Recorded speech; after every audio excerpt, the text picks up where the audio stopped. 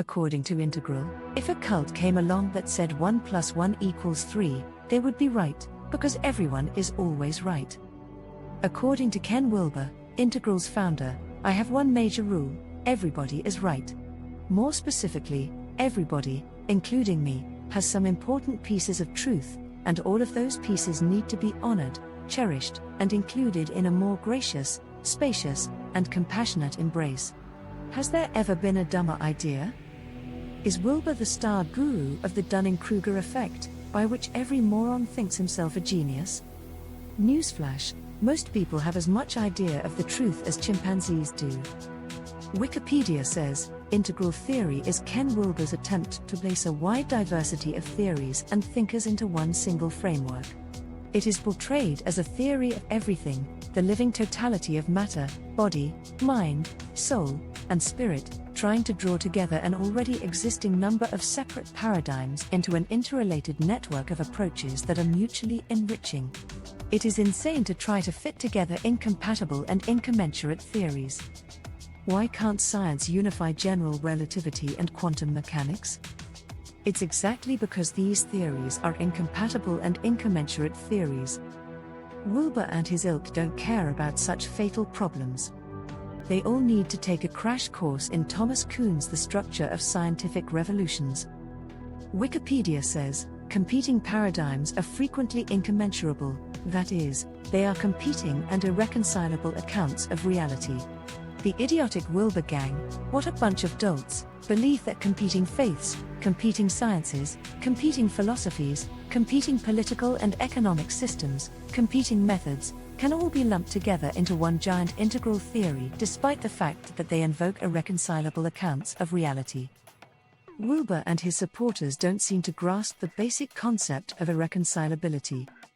Only someone who ignored that foundational concept could imagine that Wilber's work is anything other than worthless. Wilber's work has nothing to do with ontological mathematics, the PSR and Occam's razor, so we do indeed pronounce integral theory worthless. It has as much truth content as Abrahamism, which is to say none at all.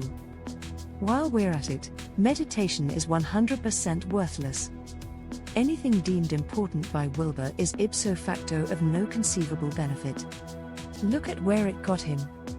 It didn't show him that non-dualism is an irrational absurdity. Wilber's integral theory is the opposite of what he imagines. It's the integration of all man-made lies into one vast lie, the total opposite of the absolute, objective truth that stands eternally and necessarily, regardless of any human beliefs and opinions. Here's a simple question for Wilber and his followers. Do you accept the truth of Kuhn's argument that theories can be incommensurable? If not, why have you rejected this truth while you accept all other truths? If you do accept it, what theories, beliefs and opinions that go into integral are incommensurable, and, given that they are incommensurable, why are they all accepted into the same theory, which would instantly be rendered incoherent by virtue of its support of incommensurable theories that say directly contradictory things about reality? Here's the hilarious thing. The truth, the whole truth and nothing but the truth of existence existed before a single human existed and before a single developmental stage of humanity was reached, so, by the simplest logic, the truth has no relationship whatsoever to humans and their development, unless of course it is being claimed that humans invented truth and there is no truth without them, which would take human solipsism to its final mad conclusion. The task is not to integrate across all the different stages of human development in order to arrive at the truth. The task is to understand that the truth preceded the first human being, hence has no connection to human development. Analyzing human development leads to ever-deepening immersion in the evolution of the human lie, the human delusion about the true nature of reality, culminating in such absurdities as a theistic God, or non-dualism, or matter jumping randomly into existence out of non-existence. You must transcend the human condition, and the only way to do that is via reason and logic. Reason and logic belong to, and define, the eternal order of the truths of reason and logic, the order which necessarily precedes humanity. Bertrand Russell said, but mathematics takes us still further from what is human, into the region of absolute necessity, to which not only the actual world, but every possible world, must conform. The truth of existence is exactly this region of absolute necessity, and that's the domain of one thing only, mathematics. The last thing that integral types want to arrive at is the actual truth, that this a mathematical reality.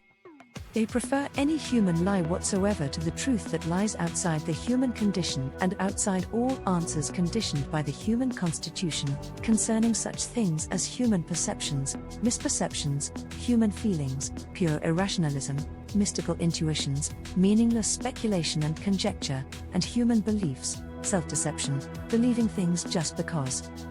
The highest level of human development involves seeing how fatally deluded human thinking about reality is as long as that thinking insists on being anthropocentric. More or less the simplest way to understand what reality is lies in identifying whatever is least human and most feared by humans, and most alien to humans. That subject is mathematics. Self-transcendence is what it's all about, and that means transcending the human condition, and leaving behind idiocy such as spiral dynamics. Self-transcendence morphs into collective transcendence, when all humans finally learn to see that the biggest obstacle to progress is the human condition itself. Imagine a god or source, something that has existed forever.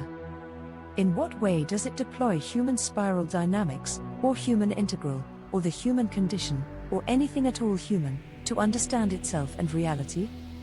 Human doesn't even enter into its equation. Our task is to align ourselves with the eternal and necessary order of God or the source, not to align ourselves with the delusional order of temporal and contingent human belief and opinion, wholly disconnected from the eternal and necessary order.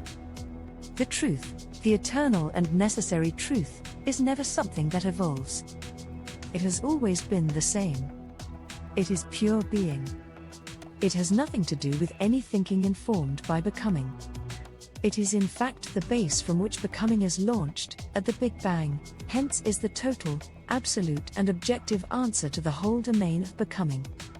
How does becoming conclude? It comes to an end when it finally intersects with being, i.e. it reaches the absolute. But we don't need to wait for this state. We can literally work out where becoming is heading. We can see exactly where it terminates. We can leap ahead. We can know right now how reality operates. Mathematics is not an abstraction, it is ontological. This means that mathematics is embodied, lived, experienced. It's not pure intellect. It's form and content, form and matter, mind and matter, signifier and signified, map and territory, syntax and semantics, information carrier and information carrier. The principle of sufficient reason is the principle of life itself, of mind itself, of experience itself. Go on, try to use human reason to show why the PSR is wrong. Good luck with that, chumps. Human consciousness evolves within the domain of becoming. True consciousness, God consciousness, absolute consciousness, belongs to the domain of being and is eternal and necessary. It is Aristotelian.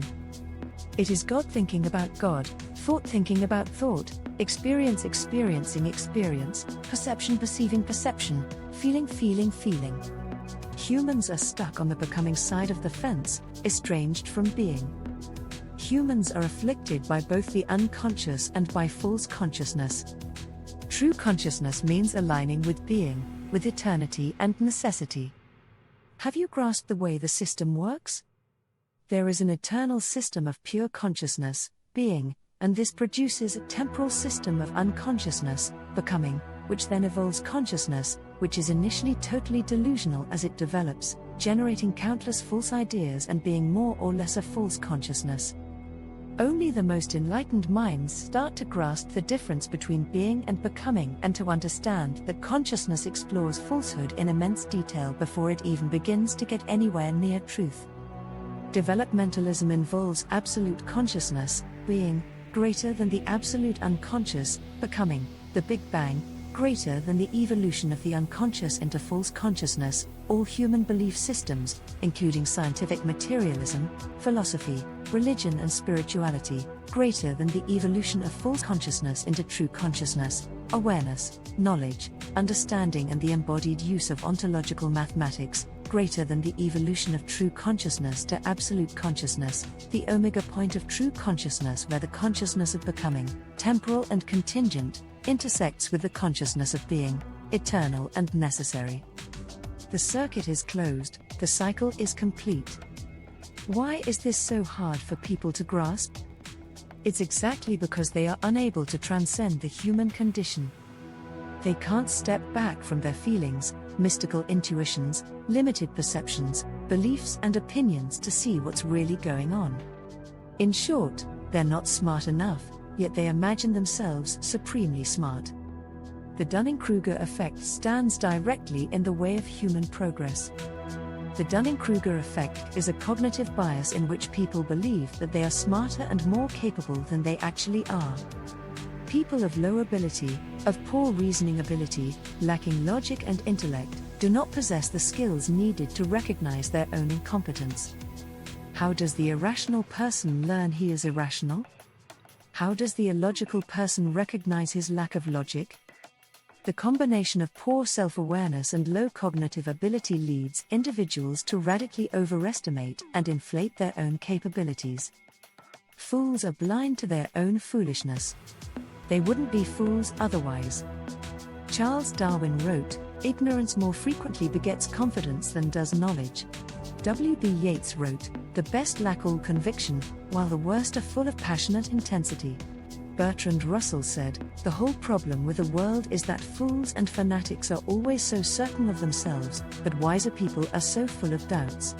Machiavelli said, "The vulgar crowd always is taken by appearances, and the world consists chiefly of the vulgar." Ken Wilber is the Pied Piper for a certain type of Dunning-Kruger idiot, the type that think they are much more conscious than they actually are. How can people of low consciousness comprehend what high consciousness is? By merely asserting that they have high consciousness, by self-proclaiming that they are enlightened, by self-stating that they have experienced enlightenment? How would they know? To what objective standard are they appealing? They are merely stating a subjective belief, opinion, and highly motivated desire. They don't in fact know the first thing about enlightenment and true consciousness. They can't assign it an ontology. They can't place it within an epistemology and metaphysics. They can't say how it interacts with physics. In other words, their ignorance is total, but their self-delusion is also total, and that's exactly how you get people like Ken Wilber and all his sad little followers who delude themselves that they are higher humanity. They are actually regressive and a brake on human advancement. They manifest the Dunning-Kruger effect in relation to consciousness, as opposed to intelligence, i.e. they lack the consciousness to know how lacking their consciousness is. They confuse false consciousness with true consciousness. How would a person with a false consciousness comprehend the falseness of his consciousness? Such people mistake subjective feelings of bliss, induced by drugs or meditation, with actual objective enlightenment and higher consciousness. Sad. But that's humanity for you. As Franz Kafka said, in man's struggle against the world, bet on the world. In any struggle between humanity's understanding of reality and reality's understanding of reality, always bet on reality. The integral followers of Ken Wilber are the false awakeners, the masses with a dangerous false consciousness and a dangerously inflated sense of self. Reason and logic are the only things you can rely on. They are the sole instruments we possess to cut through the bullshit. Thankfully, they are the exact instruments by which reality understands itself. Reality knows what it is, a living, self-solving mathematical organism computing the exact answer to foundational existence, zero entropy, perfect order, alignment, harmony, interconnectedness, wholeness, completeness. Wilberite debates go like this: we're all right, we all have a piece of the truth, but that guy over there is stuck in orange, while you're in green but you imagine you're in turquoise, while I'm about to go full indigo. In other words, It's the same old game of religious believers saying they're right and others are wrong, but without the honesty, courage and integrity to say so.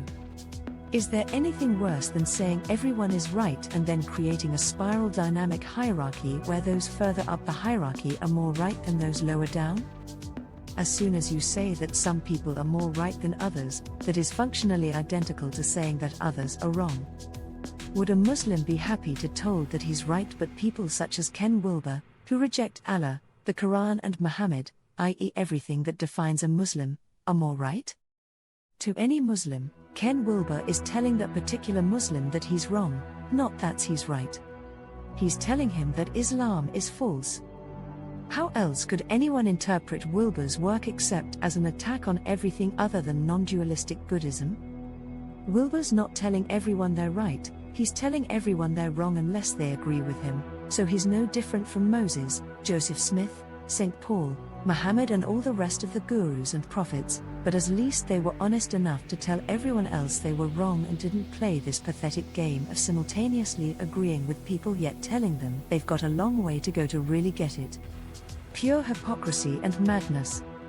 Integral theory is for people who are scientifically illiterate, but who have read a few popular science books and think this makes them clued up scientifically, totally mathematically illiterate, they don't think about math at all, philosophically illiterate, they've heard of a few philosophers, but that's about it, but are totally into Buddhism, New Ageism, spirituality, meditation and Ken Wilber, although the more arrogant ones now believe that Wilber himself is wrong, or less right, while they are more right. Amongst these are some clowns that think miraculous materialist emergentism is the explanation of reality, by which whatever you like simply emerges from matter when you arrange matter in just the right way.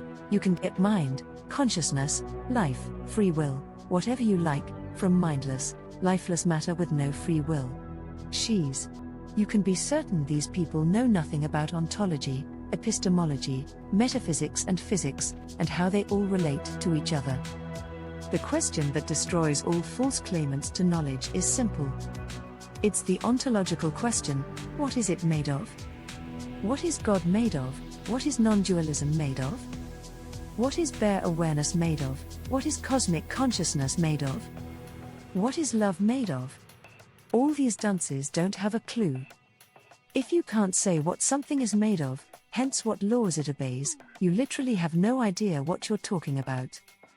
You're just stating subjective beliefs and opinions and engaging in wishful thinking.